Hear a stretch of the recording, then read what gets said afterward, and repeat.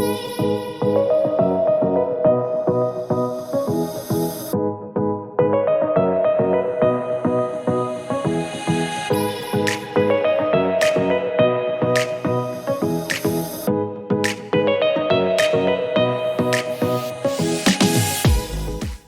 folks and welcome to the Klipper Golf Course. Today I have the great pleasure of being here with Mariel Galdiano. Hey Mariel. Hi, how are you, Welcome Kevin? to our channel. Thank you so much. Yeah, so folks, Mariel is an LPGA touring professional. How does that sound, huh? Yeah. That's great. So she's worked real hard to get here and she's gonna tell her story. We're just gonna talk story and no place to start better than the beginning, right? So, Mariel, you're 26 years old now? Yes. Is that right? All right, so are you born and raised here? Yes, I was born and raised here, right in Honolulu. I grew up in Kapolei, and I started golf when I was just about 6 years old. Really? Yes. How'd you start golfing? Of course, it always usually kind of starts with your parents. Right. And so which one? Mom or dad? My dad, definitely. Okay. So he loved watching Tiger on TV. And it was such a role model. My dad wasn't a PGA professional or anything. He just liked to play recreationally. And we would go down to Kapolei Golf Course, and he bought me my first set of plastic clubs, and I was whacking away on the putting green. And I seemed to have fun, you know, after school. I think I was in kindergarten, so that's when I started. Okay, so was your dad was an avid fan of golf, right? But was he also an avid golfer? Did he play a lot of golf himself? Not really. He's more of a range rat. Okay. So he'll play, even now, he'll play with me like every once in a while, but he'll be like, you guys go ahead. I'm just going to work on my game. Really? I'll be on the range, and then I'll see you later. Okay. Yeah. So, so he was led to or inspired to get you a set of clubs. So he got you the plastic clubs, would take you out to the golf course with him, right? And you started banging it around. Did you have a knack for it? I feel like I did. He was really good at getting like basic mechanics down, but I really learned how to play golf and the rules at Kolina. The Kolina kids. Yeah, the kids club. Yeah. So I think it was pretty good because I got to skip the red cap class. Oh, you did? So I was like, nice. Okay. So I started out at yellow, and I breezed through yellow, white, and I found myself in blue class. I was like the smallest girl there. I think I want to say I was like maybe 9 or 10, and the kids in the class were boys and girls who were like 15, 16 years old. Wow. Okay, so you advanced quickly. Yeah. Now just so that the viewers understand and have an appreciation for it, red cap, what is that? What do you have to be able to do? What are you learning in red cap? So red cap is pretty much the basics. Like that's where you start if you've never had any golf experience before. Okay. So I had some basic fundamentals of how to chip, how to putt, how to do some full swing shots. So I think I just did a quick little like PAT, player's ability test with them. And I know I don't even know what years old, like 7 or something. You're taking the PAT already. I know, already taking the PAT. So I seemed to do pretty good there. They had really good basics that were easy and fun for us to follow. So yeah, I went on to yellow after that. So and at yellow, what are they focusing on at yellow? I think they're trying to focus more on, you know, like getting the right landing spots when you're chipping, trying to hit more fairways, hit more greens, kind of more like jumps target up pretty quick. Focused. Yeah. Okay. Yeah, and more rules, definitely, for sure. In red cap, you don't really learn any rules. Very basic etiquette, I'd say. And then after yellow, we go to white. White. So now, from yellow to white, is there also a playing ability test there as well? Yeah. So in order to move on, you actually have to keep doing a test, like on a Sunday. So you could still be in the same class. I don't think they just send you through after you finish doing the however many long weeks of lessons. Because I think we would only meet once or twice on the weekends. So we'd have like a solid month or two in that class. Got it. But yeah, I think And then then after you go through that class, they give you an opportunity to take the test. Yeah. And so it's probably a target score. Yeah. And Target so score. you hit that score, and then you go from white to blue. Blue. Yeah. Is blue the final level? No, there was black, but I didn't do black. Okay. Yeah. You probably went on to competitive after. Yeah, Okay. and private lessons. Private lessons. Okay. Yeah. So you spent how many years at Colina Kids? Oh, I feel like a good amount. That's around like 3, maybe 4 years of solid instruction from them. Just because I lived out there, it was easy access to the course, and yeah. Wow, and so were you? I know Allison Corpus did that too, right? Yeah. Were you in the same class as her? I think she did do it for a little bit, but I think she went to KMR golf. Okay. Before, well, I never went to KMR, but she went to KMR after just like maybe 1 or 2 years Okay. at Kids Club. Where are you guys at age-wise? We're the same age. Really? Yeah. So we were teammates at Punahou. We both went on to play at universities. Her for USC, me for UCLA. Oh my goodness. I think she stayed an extra year for COVID, while I stayed home, turned pro, and tried to go from there. Oh wow, Yeah. how neat. Mm-hmm. So did you guys play?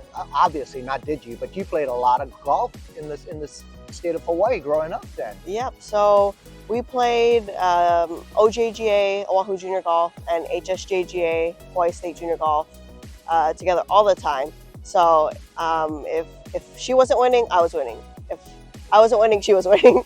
So it was so funny. We were competitive, but we had so much fun. We traveled like different islands, been on different teams together, played at Punahou for 4 years, dominated over there in high school. I bet. Yeah, it was really fun. I think our freshman year, we played states on Maui at Kaanapali, and I swear we beat the next team by like 40 shots.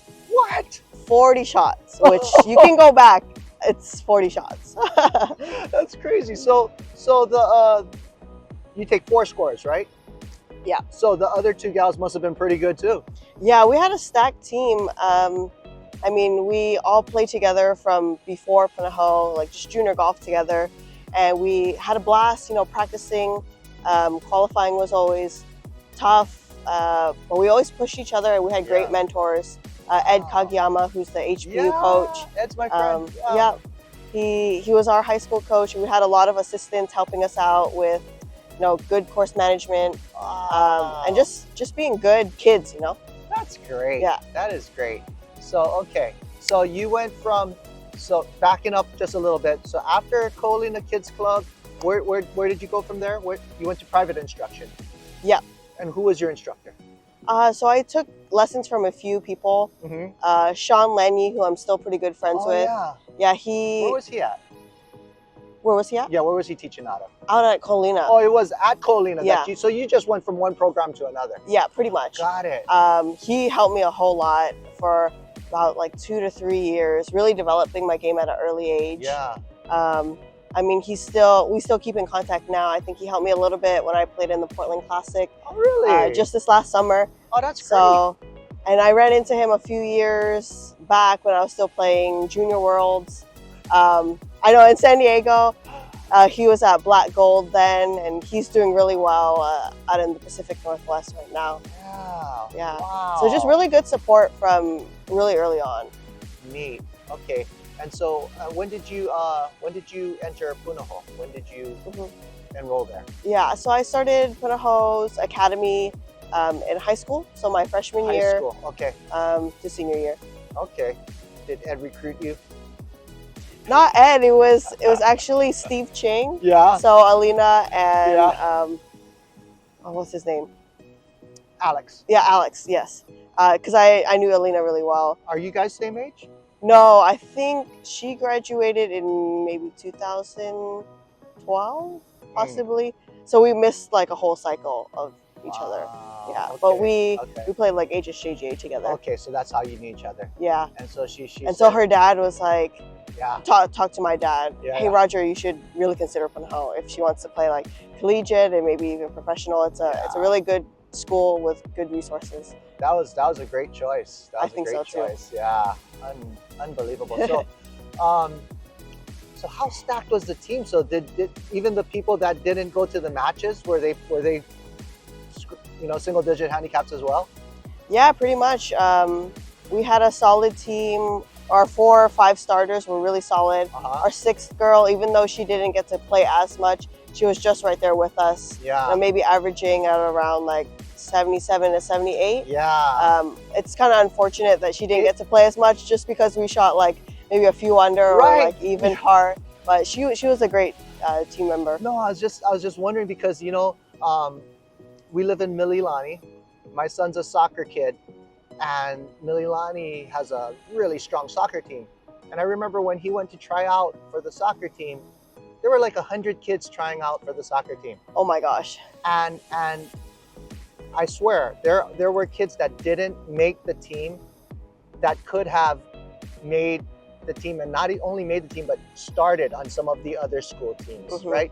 But it's just so unfortunate that that's your school. Yeah. So kind of like Punahou, right? You're at this great school. Everybody wants to go to Punahou, right? But then you go out for the golf team, like, oh my God, they got pros out here playing, right? Yeah. So I think it shouldn't discourage the kids at all. I feel like, it's something to chase for. Like, even though we're starting, you could easily take our spot anytime. And you know what? That mentality, I'm sure, is why you're a champion golfer. Because you reach that fork in the road, right? Are you gonna say woe is me, or are you gonna rise to the occasion? Which obviously that's your choice, and that's why you're here today, right? Yeah. So that's a great lesson to learn. I don't know who's watching, but if you're an aspiring golfer, no matter what age you are, when the challenge arises, rise up to the challenge. Time and time again we hear, and today Mariel's here to advocate that, grinding it out, rising up to the challenge, taking it on. That's what's going to get you there. And it's not a guarantee, but you know what? You got to take the shot, right? You got to try, right? Yeah. That's why we do it. Just to be the best we can be. And who knows, maybe that'll get you to where you want to be, right? Yeah. Just like how you did. Yeah. No, that's great. So, okay. So you were at Punahou for 4 years, and I did a little research because I wanted to know a little bit, and so I saw that, did you win states like 3 years? I did. Wow. I won states 3 years in a row from freshman to junior, and then so senior year, Alex and I actually tied, and we did like a 4-hole playoff, and that was nerve-wracking. Oh my gosh! I was so nervous, and I think I had like maybe a 3 or 4 footer, and I could have ended it there, but nerves got the best of me. Yep. So.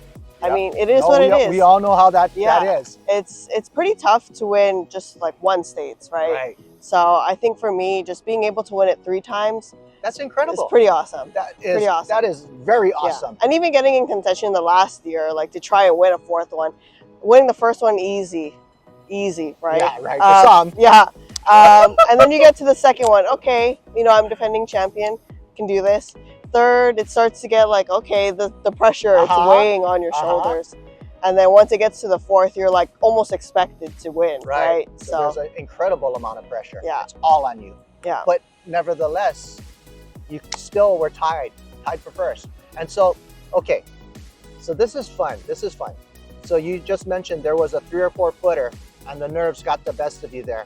But apparently the nerves haven't continued to get the best of you because you went through Q school and you made it. So just for me selfishly and for our audience, talk us through, what do you do to battle the nerves in those situations? Yeah, so I'd say nerves are always going to be there, no matter what you do, golf, in life, or anything. But one thing I'd say is really focus on your breathing, because it's so easy for that to like leave your mind. Wow. If you really like just kind of bring yourself back to, okay, let's focus on my breath, let's feel my feet on the ground, just stay really grounded, and be really focused on what you want to do or what your next shot is. And so you hear that all the time though, right? Wow, yeah. So, but So it's that, and really sticking to that routine. Same thing, you hear it time and time again, and it really holds true. So this past Q series, I really stuck to my routine. I had a solid starting round. I think I shot 3 under, 4 under. Nice. And I was like, okay, it looks pretty good, but we still have work to do. This is not over. So I really focused on being specific, what I wanted to do, kept that same routine. And you're gonna make bogeys, you're gonna make birdies, and that's just how golf is. Yeah. So I think if you maintain a pretty level head and just be like, okay, like this is what happened, put it on the side and focus on what's next. You still have to put the ball in the hole. Right. You can't be dwelling on what happened on 3 when you're already on number 6. Right. And same thing, like I had my clinic, junior clinic, and a girl was struggling with her 3-footers. Okay. She already missed like 2 already, and she came up to a hole where she's like, oh man, I'm at my 3-footer range. Yes. And I was I like, know the feeling. Yep. So I told her, I was like, hey, I know you're at this spot again, but like you've seen it before. So really just focus on that straight back and straight through motion. Take a deep breath and do it. And she made the putt. Nice. So nice. Yeah. And that right there, I guarantee you, she's gonna draw upon that for the rest of her golfing life. She's gonna remember that, because that's a breakthrough point, right? Yeah. Because most people, they're spiraling out of control and they can't do anything that day. But you were able to get her to overcome, right? That's huge. I think, yeah, that's why I wanted you to talk about it, because I know that so many of us are challenged with that, myself included. And I just wanted to kind of see how you navigate your way through that, right? Those are the demons, right? Yeah, definitely, for sure. Yeah. And it's going to be trial and error. I mean, maybe what I recommend will work, it won't, but I feel like just having something that you can rely on, that that works, and sticking with it is huge. See, I'm getting my clinic here today. I missed the junior golf camp because I'm a little too old, but I'm gleaning today. I'm getting what I can. But okay, Mariel, so we talked about high school, fabulous career there. I mean, my goodness. I mean, so you did have the lowest score for the tournament 4 years in a row. Just the playoff. Someone else won the playoff. Yeah. Holy smokes, that's great. Okay, so UCLA, how did that come up? Yeah, so I knew I wanted to play somewhere where it was warm. Obviously, I'm from Hawaii. I didn't want to be locked in somewhere where it had to be like simulators or indoor facilities. So I was looking already at like Stanford, USC, UCLA, like Arizona, San Diego. And you were in talks with all of those coaches? Yeah. Oh my goodness, that's so cool. And so UCLA was the first school I visited. It was already a dream school for me. Really? So they made a great impression on you? Yes, they did. So, I visited their different golf courses. So they don't have their own golf course per se, but they have a great short game area on campus called the GIF. Spent a lot of time there. We have a great green that's taken care of by the Bel Air Country Club grounds crew. They come up there to do it? Yeah, they roll and cut the greens for us. We're spoiled. We're spoiled. Oh, and then that's awesome. We had some grass that we could hit off into the intramural field. So if you wanted to dial in your wedges, maybe some irons, in between classes and breaks, you could do that. And yeah, so on top of that, we had great surrounding golf courses. Bel Air Country Club, Brentwood Country Club, Hillcrest Country Club, and Wilshire, which is under construction right now. But my goodness. Yeah, so I grew up with kind of doing the same thing. I wasn't a member by any means here in Hawaii. I hopped around the different courses around here, even Klipper. And yeah, so that really attracted me, as well as, I looked at the school that produced the most LPGA players. Okay. So, and UCLA was right at the top. Nice. So I was like, they must be doing something right. Yep. And the coach there, has the coach been there for a long time? She has. So Coach Carey has retired now, but she was my coach from fall of 2016 to 2020. And my assistant then is the head coach now. So that's neat. Yeah, so So that's carrying on the legacy. Yeah, pretty much. Alicia Holmes. How long was she an assistant to the head coach that retired? Quite a bit. I want to say at least like 18 years or so. So That they is were incredible. a dynamic duo. Oh yeah, for Yeah. sure. For sure, she's carrying the legacy Yeah. then. And she's doing a great job with the team now. I think last year was her first full year as head coach, and they went to the finals of the NCAAs. So I was really cheering them on. But I think Stanford outlasted them a little bit. Okay, well, you know, Not a bad school to lose to. no, and at that level, they're all so good. I mean, right? Any Yeah. given day, right? Yes. Okay, so so let's just talk a little bit about this college selection, though. We won't throw shade on anybody, but Yeah. but you went to UCLA first, toured it blew you away, right? Mhm. And then you went to the other schools, and we don't have to get too deep into that, but were the other schools significantly behind them or kind of right up there? What was it exactly that made you choose UCLA? What made them stand out besides the fact that they produce more LPGA touring pros? Yeah. Or was that the deciding factor? Was that just a No, clincher? no. So for me, I'm a big believer in like energy. Okay. Yeah. So I received like really good welcoming energy when I was there. Yeah. And then not just from the coaches and the team, Okay. but just like the atmosphere of the campus. It felt good. It felt really good. I was like, I see myself here. Mm-hmm. So yeah, I mean, that was really it. I looked at my dad and I was like, just nodded. Yeah. I just nodded. It's almost like you kinda felt like you knew were it. at home. Yeah. No, I understand. I felt those feelings before. Like here, for example, this was where I played my first high school golf tournament. Oh, wow. Yeah, and I started golf late. I started golf when I was a sophomore in high school. Mhm. And this was the first tournament. No way. And I was hacking up a Oh, storm no. so bad. And I made double bogey on 12. I remember this. And I was angry, and hating everything. And I came walking up here and I saw that. And it all went away. Exactly. I went from rage to a euphoric sensation. I said, oh, you're like, oh, Yeah, this exactly. is the most beautiful beach I've ever seen. Oh my goodness. And yeah, but I felt so captivated in that moment.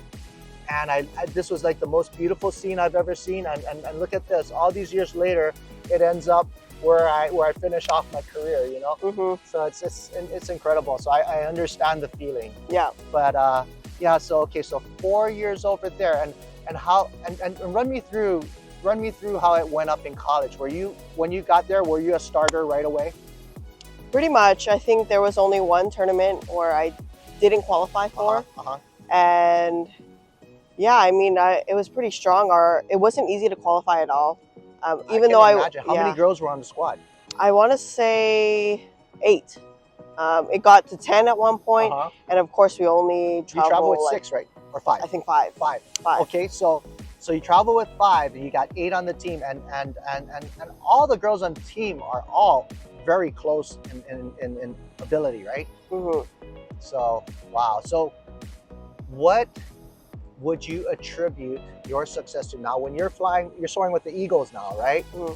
So, and you were able to make it to the top level.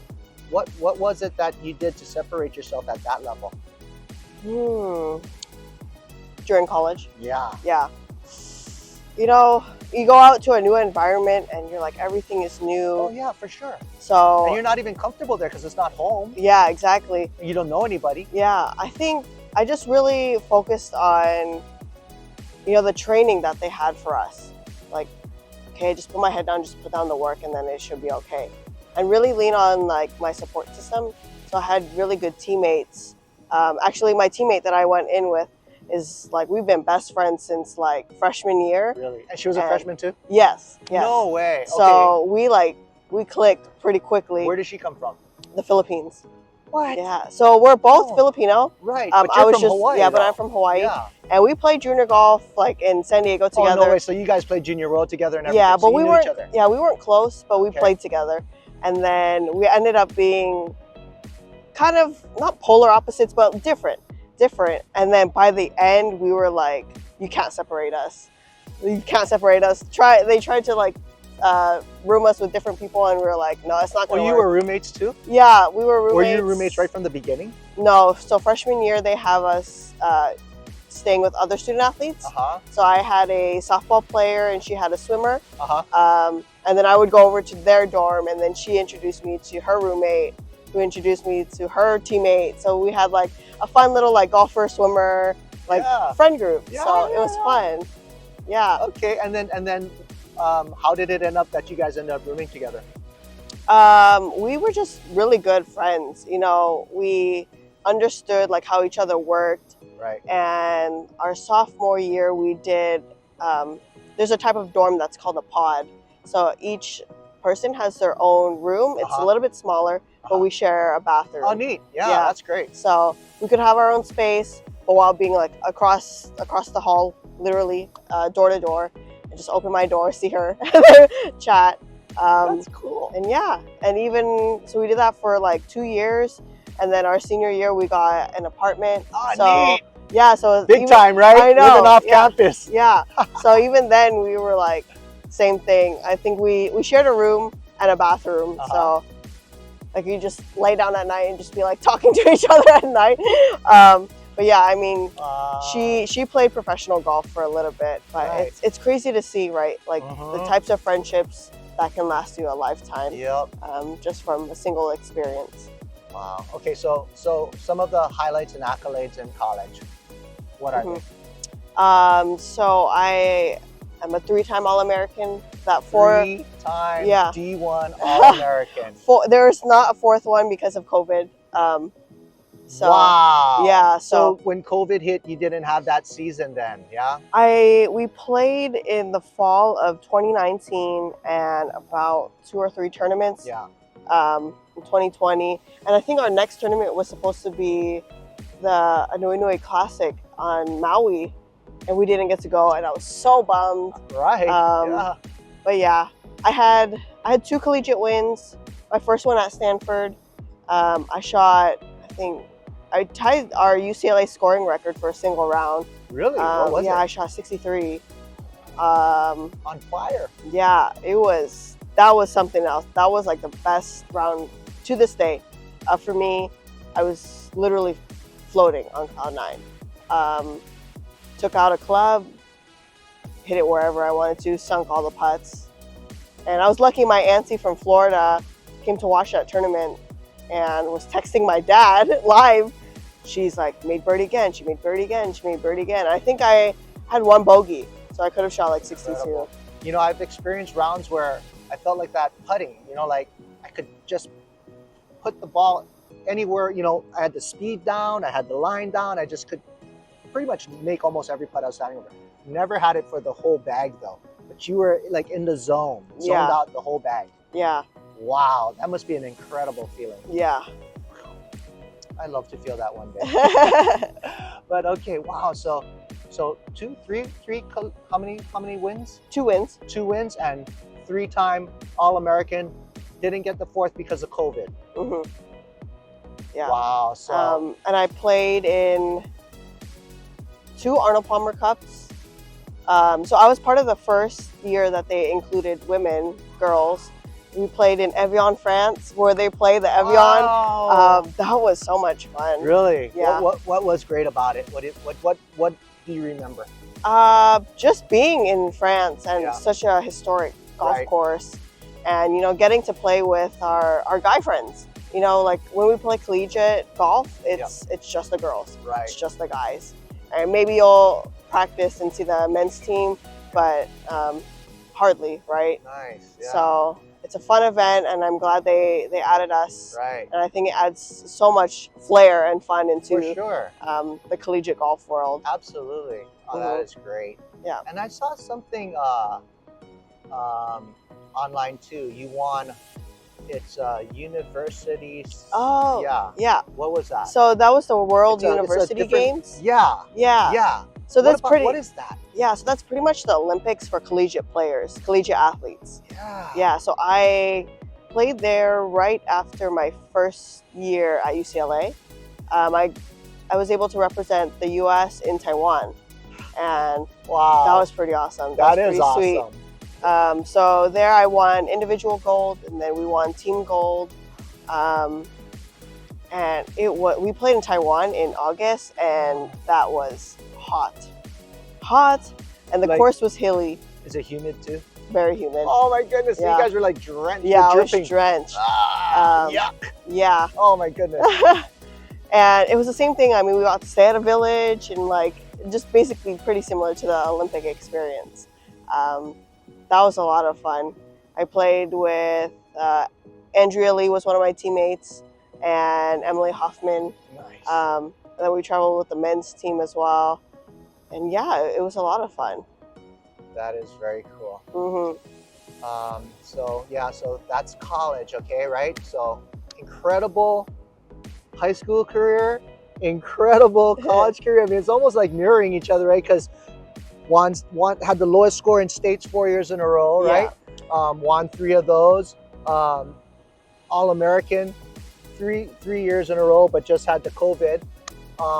So now you're moving on, and I'm sure with that kind of you know, college career, you're immediately tracking to try the pro tour, right? Mm-hmm. So do you go straight out of college to Q school? Is that what you did? So my plan was to do Q school following my senior year, and of course that was COVID. Oh, senior year was COVID. Yeah, so got it. They didn't have Q school in 2020, and usually girls would do Q school the year before, before the graduating year. Oh, is that how it works? So that you could get some status after you graduated. I see. But this is kind of the point of my career where I wasn't playing like as good as I was. So I didn't feel like, you know, playing Q school, spending a lot of money, and for my confidence to be crushed, you know, basically. Like I wasn't in the right headspace, and I wasn't swinging or playing well. So I just decided to not do that. Of course, and then COVID happened. So I came back home here to Hawaii, just to kind of reset. Yeah. I basically got myself a free leap year, gap year. Yeah, right. Yeah, so I really just worked on my swing with my dad. And I was like, okay, in October of 2020, I decided, okay, maybe I can start doing some tournaments. Okay. So I turned professional then, and all that I could really play was mini tour events. So the Women's All-Pro Tour, which is also now the Annika Women's All-Pro Tour. Okay. Had some tournaments out in Texas and Louisiana, out in the South.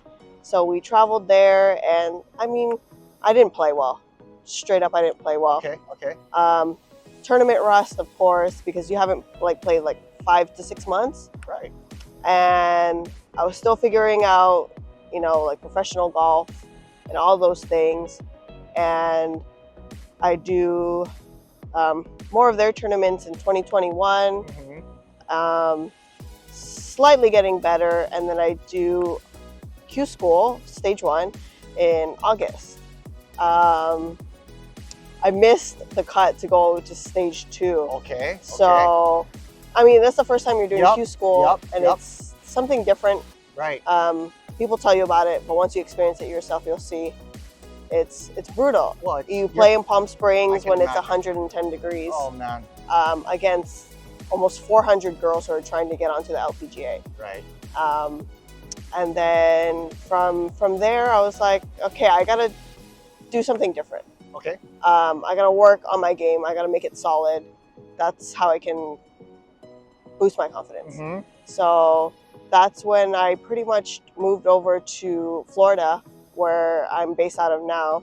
And I found a swing coach through one of my friends, and he literally raised me from the grave. He really did. I went to him, and we did one lesson every week for about, usually we'd book for an hour, but he was so kind. He'd go over an hour, sometimes 2. We'd go on the course, and he really got my swing to where it is now. And he's helped me from mini tour to Epson Tour to now LPGA, and I can't thank him enough. So shout out to Tony. I love you, Great Tony. job, Tony.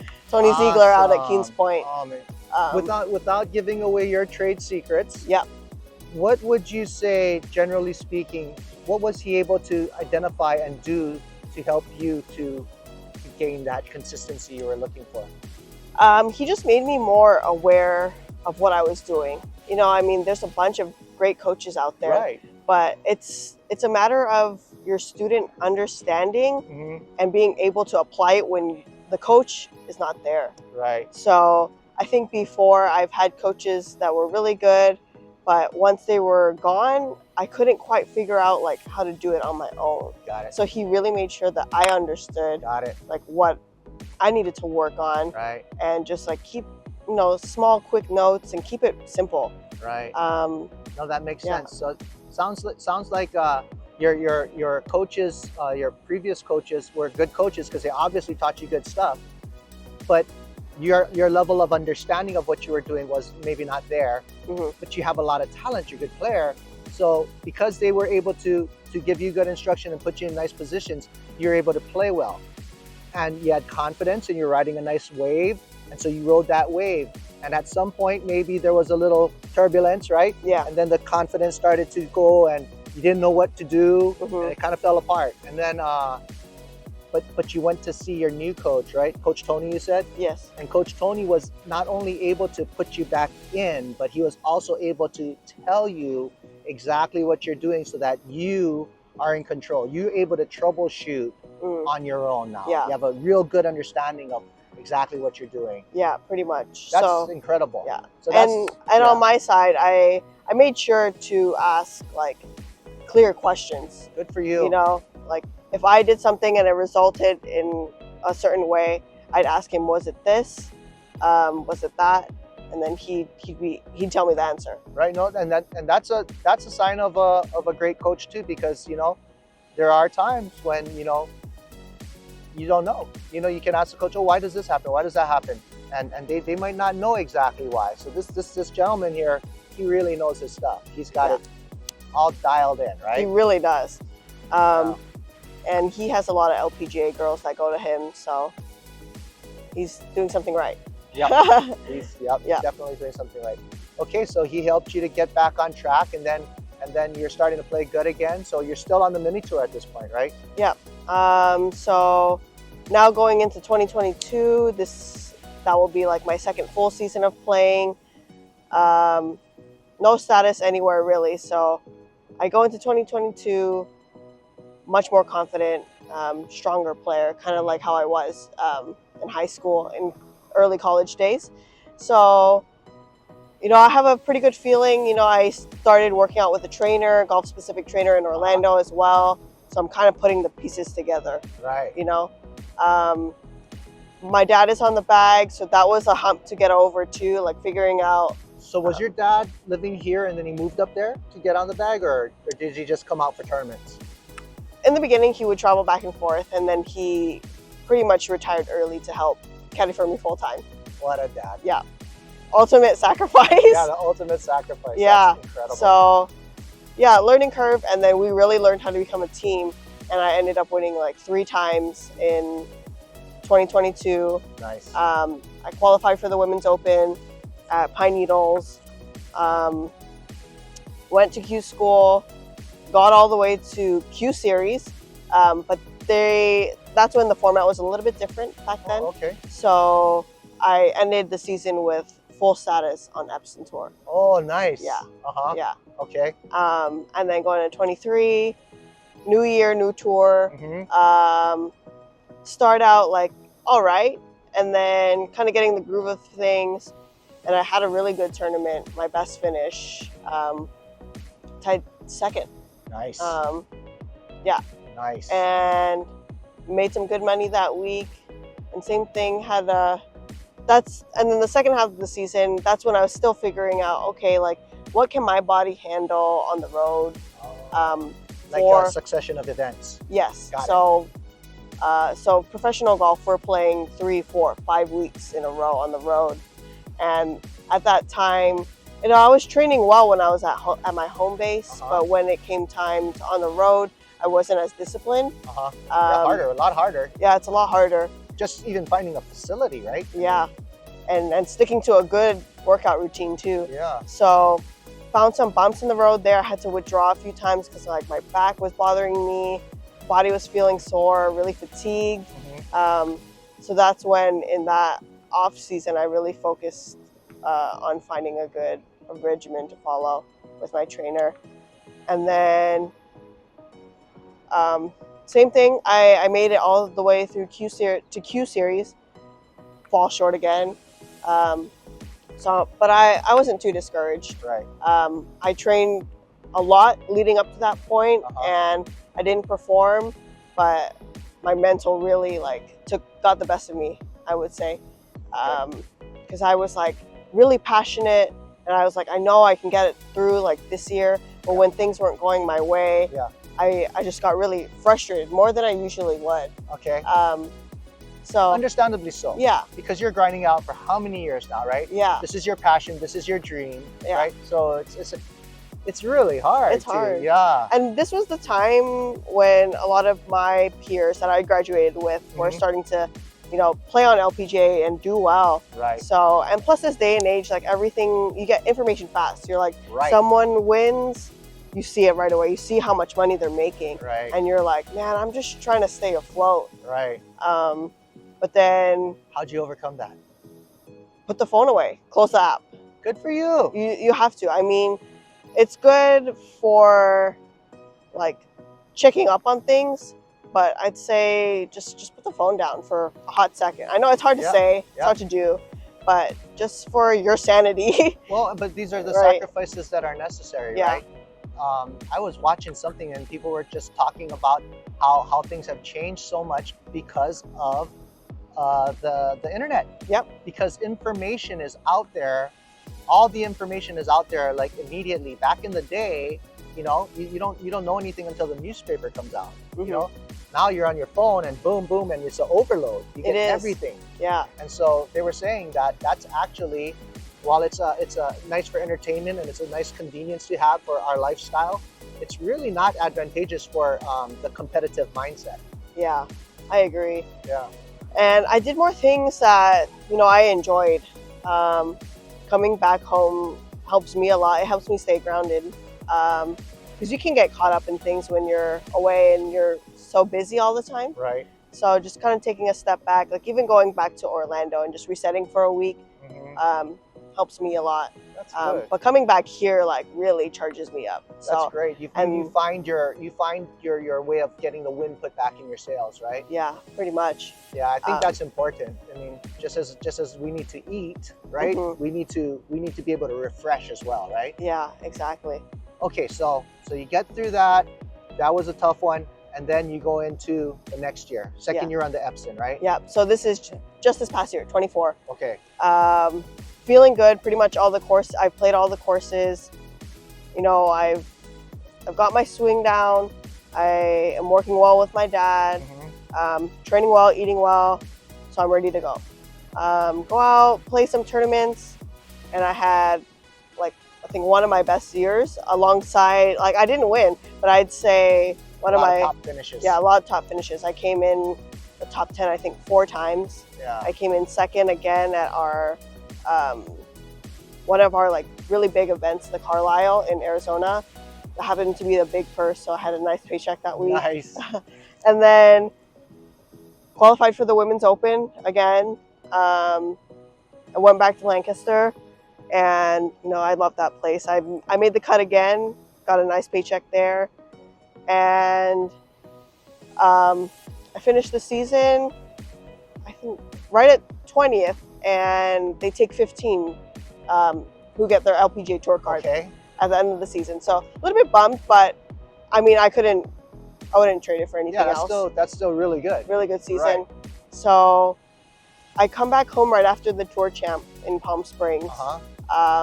Surround myself with family, friends, just being here, taking some time off. Played a lot of golf with my friends actually, so it's off season, but I was still playing. Right. A lot of money games, a lot of good times. I went to the beach, hiked, all that good stuff. and then got ready for Q Series. So and what month is that in? December. December. Okay. Yeah. So, and then we head up to Mobile, or we headed back to Orlando first for a few days to get acclimated to the weather again. I went to see my coach. I saw another one of my mentors, and he saw my game and he was like, "You just got to stick to your routine. You're playing really well, and I don't think you should have you should kind of go in there with the mindset like, I belong, you know, like I can do this." Right.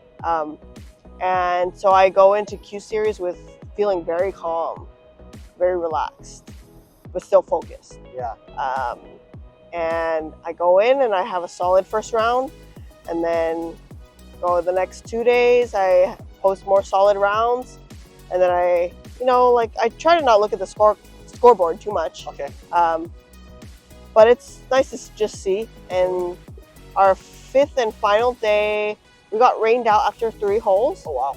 So it was bad. It was really coming down. So they were like, "Okay, we're just gonna come back tomorrow."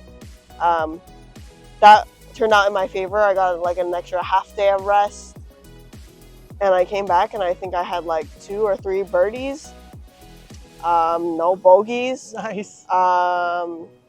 And then finished out, like I think I tapped in for a par, and I was like, I freaking did it. I did it.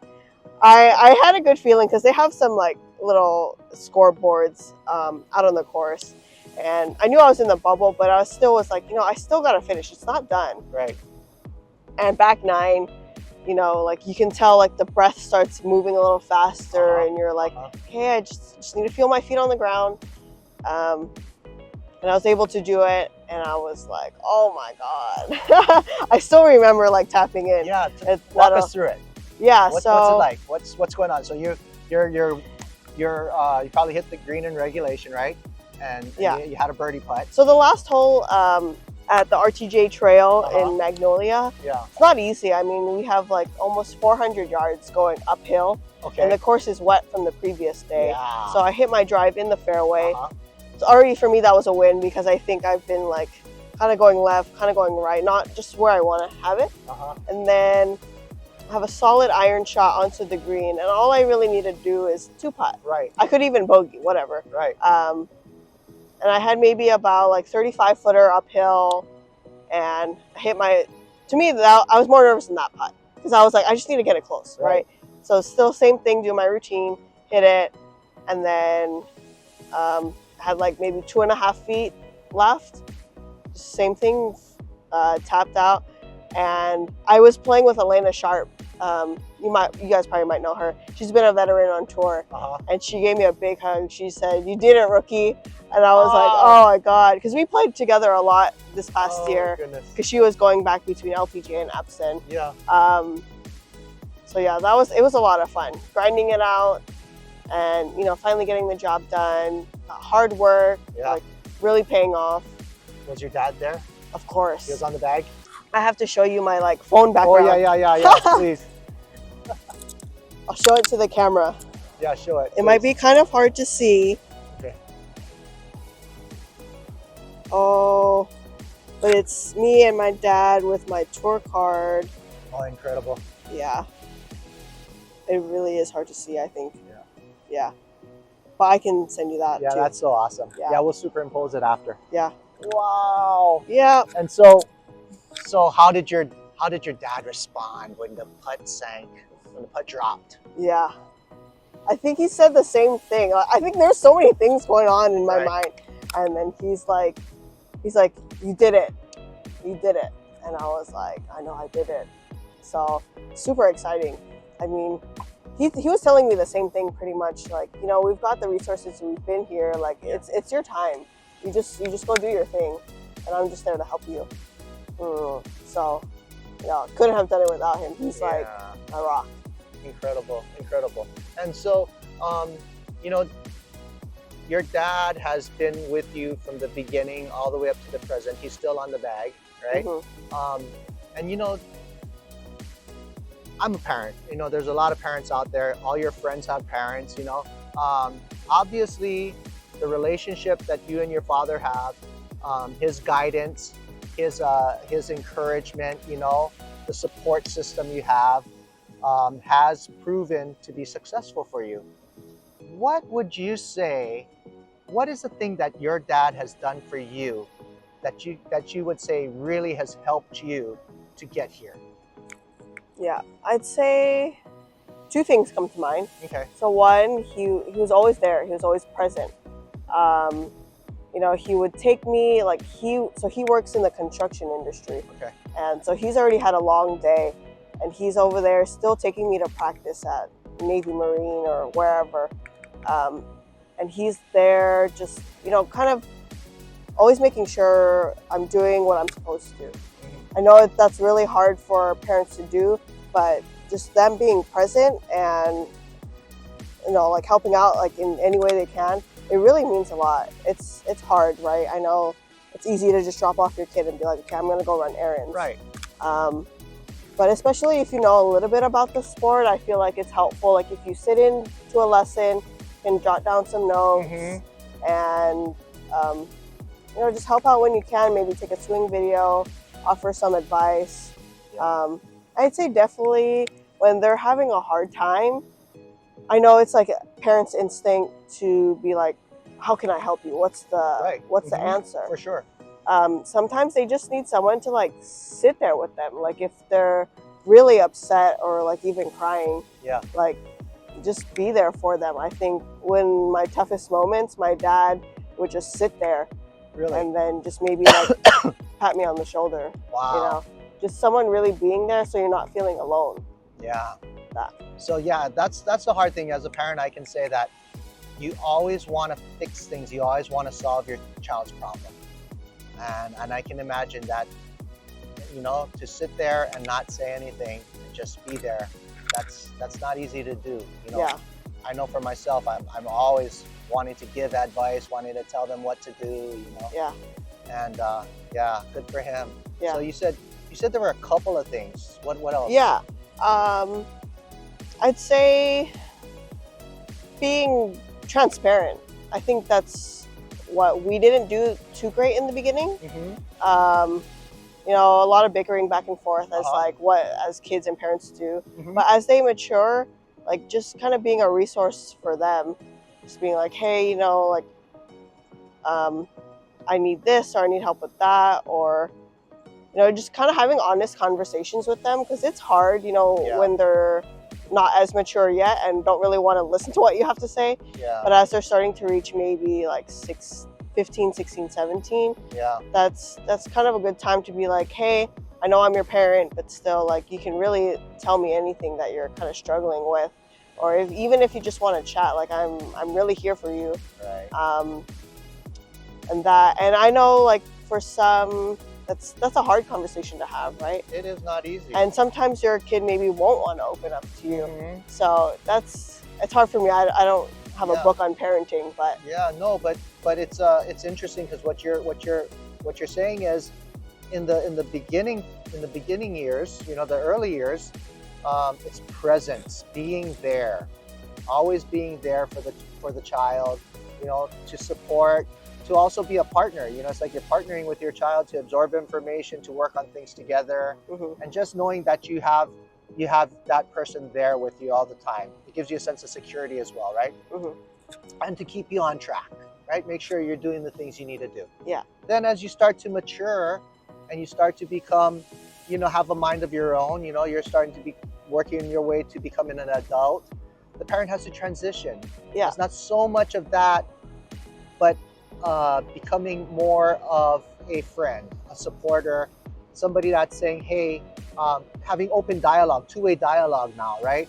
Yeah. How can I help? And kind of giving you the steering wheel now, right? Yeah. But kind of being in the passenger seat of the student driver car. Yeah. Right?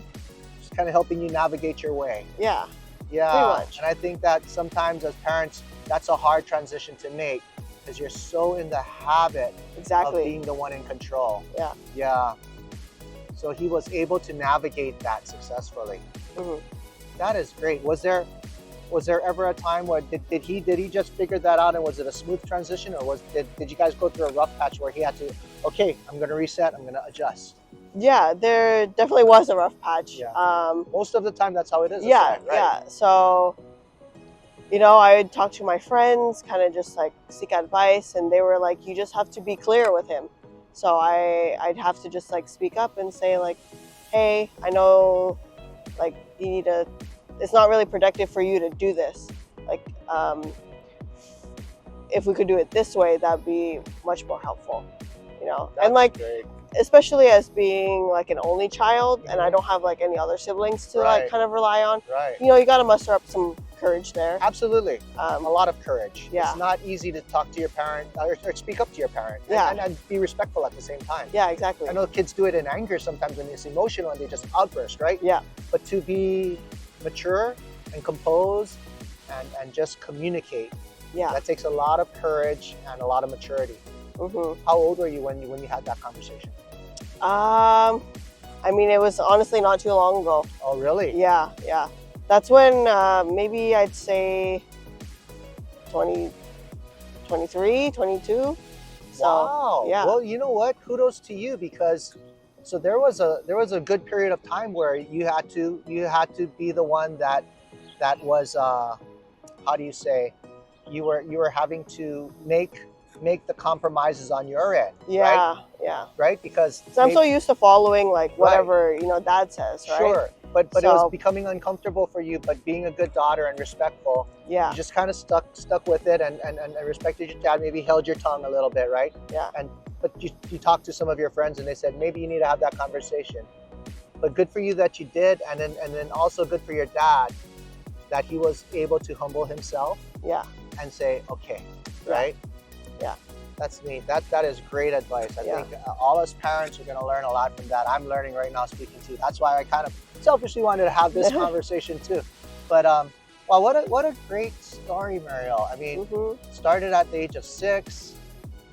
Dad got you the plastic set, banged it around at the driving range and the putting green with the plastic clubs, and then entered the Colina Kids Club, advanced through the ranks fairly quickly, started taking privates with Sean, and then started to play junior golf and high school golf. Brilliant career as a high school athlete, states for 3 years, lost in the playoff the 4th year to a major champion, right? Mm-hmm. Played collegiately at UCLA, D1 school, one of the top ranking golf schools that produces the most LPGA professionals. You're All-American there, 3 years, just didn't get the 4th one because it was COVID. Come out of that, went through Q school like 3 times, 4 times, 3 Yeah, times. 4 times. 4 times, was on the mini tour for a couple years, on the Epson tour for a couple years, and 2025, here we are, LPGA Tour. Well, Mariel, what a great story. Thank you for sharing it with us. Thank you so And much. we appreciate having you here. Wish you all the best. We'll be pulling for you. We'll be praying for you. Thank you so And much. we want nothing but the best for you. And hopefully next year, maybe you'll do your camp again. And, I really want to. And then we'll see you out here and we'll talk again. And Yeah. we'll talk about some victories maybe. Yep, sounds good. All right, Mariel. Thank you so much, Kevin. Thank you so much. All right, folks. Hope you enjoyed that. Mariel, watch her on the LPGA Tour. All right. Aloha, and we'll see you at the Klipper. Bye.